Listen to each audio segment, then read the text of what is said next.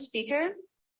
Please welcome Nia Autин, activist, Nogai National Movement for the Independence of the Nogai Nation and the Nogai Republic of Astrakhan. Please welcome. Yes, hello, can you hear me? Just a second. We can hear you, but we can't see you, so just a moment. Mm-hmm.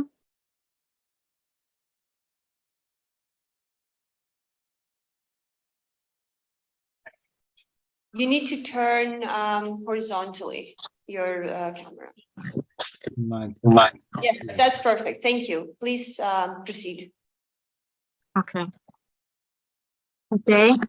Thank you for having me here today so I can represent the Nogai Republic. First, I would like to speak about the Russian Federation, or maybe it would be better to say the Russian Empire, which continues its criminal actions. It is attacking independent neighboring states, as well as the indigenous peoples of the republics within the Federation. We are witnessing a totalitarian and authoritarian resurgence that remains unpunished. This creates a vicious cycle of violence and impunity. In order to break the cycle, crimes need to be recognized as such. The International Tribunal recognizing crimes against the Ukraine would be one of the first steps, but more should be done in that aspect. Currently, many Nogais are fighting and dying in the Ukraine at disproportionate numbers. One must not forget the past crimes against the Nogai people. Whether genocide was committed a few years ago or 300 years ago, it always remains a genocide. We remember the slaughter of the population of the Kazan Khanate, the use of the scorched earth tactics on our lands 300 years ago.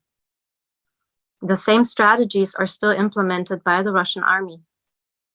Wouldn't it strike you as strange that a Nogai state with more than 1 million people is simply reduced by half overnight? That the original inhabitants that have existed for hundreds of years simply vanish, and their language almost ceases to exist. Imagine the sheer amount of atrocities that had to happen to reach these goals. We need to understand what led to the destruction of peoples. We need to remember history and a condemnation of these crimes. The world must hear it and understand that it is not possible to trade with totalitarian states and then turn away while they are killing their subjects. Decolonization and working with independent states can save many peoples from extinction. Peoples that have a right to these lands, natives that resisted genocides, assimilation, have kept their culture and even ethnic identity alive. And these past years, they have worked even harder to rise from the ashes. Especially in the Turkic world, Nogais have regained their reputation with many prominent artists, musicians, historians, and various cultural projects and films, educational centers, even the self-teaching of their language. We also have a lot of educated people abroad who studied and graduated from some of the highest institutions or have worked in various fields. Despite the dispersion, Nogais have kept in touch with diasporas worldwide. I think we can safely call them one of the most determined nations. Unlike others, they have made it into the modern age, and we want them to make it into the future. But like all minorities, Nogais suffer from a constant oppression of their identity. The Nogai language is not taught in schools, and according to UNESCO, it is now considered to be a severely endangered language, with only about 80,000 speakers left.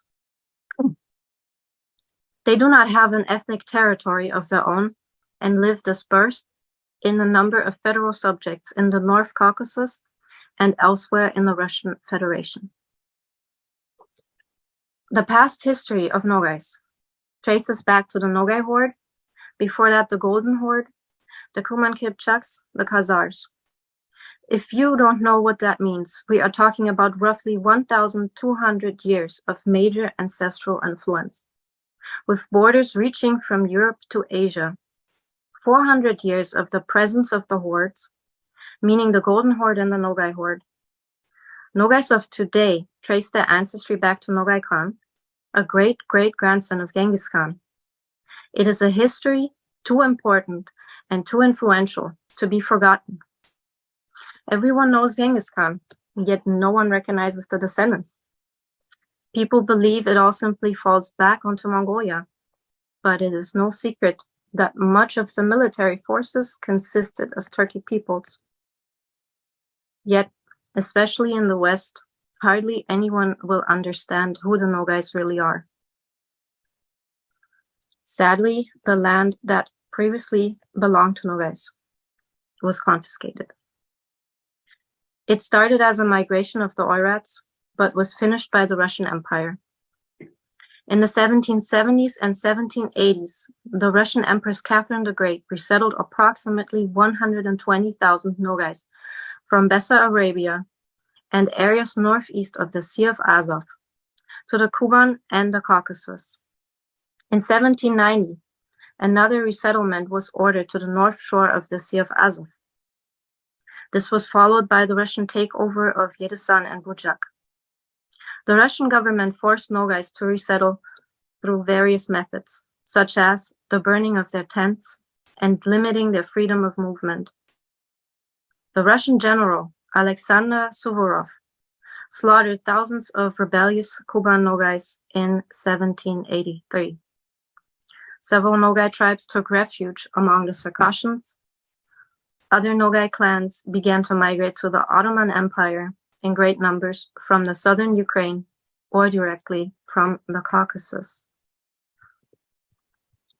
We don't know all the details about the mass expulsion and the genocide, but I'm sure we can apply one rule. Like so often, the winners write history, and it seems that Russia lost a good deal of native history for the benefit of territorial claims. The economy of our country could consist of the following sectors: recreational and wellness / health-related tourism, incorporating the mineral and hot springs; beach tourism, almost all of the country is by the sea; a focus on IT programs and technologies; smart agriculture with limited fresh water, using France, Germany, or the USA as an example; creating of an arbitration court that could deal with disputes of commercial structures of the post-Soviet Union; a port between Asia and Europe, which could play an important role in new trade routes. The Caspian Sea shelf is very promising in terms of oil and gas. Hydrocarbon reserves there are many times greater than those already discovered on land. A total 70% of the shelf stretches along Nogaiistan.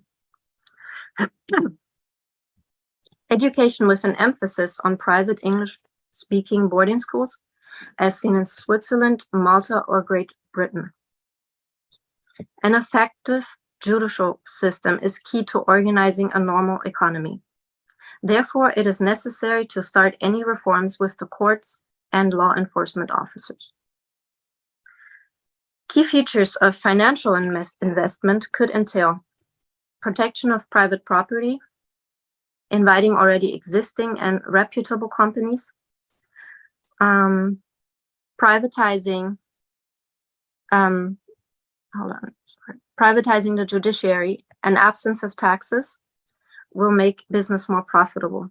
Our trade will be open to absolutely all countries. This will make it possible to lower prices, increase the flow of goods, increase competitiveness, and trade. An absence of customs duties will enhance the transit of goods and services. We believe in a strong sense of justice in the world and are hopeful that once our story is understood, there will be changes. We want and we deserve our own free Nogai Republic. But we need for our neighbors to recognize us too, as we will do for them. Once everything is established, we would love to offer our fellow tribesmen to return to their homeland as well. Last but not least, I would like to thank the head of the Nogai National Political Center and founder of the movement Free Nogaiistan, Rizwan Kubakaev. Thank you very much.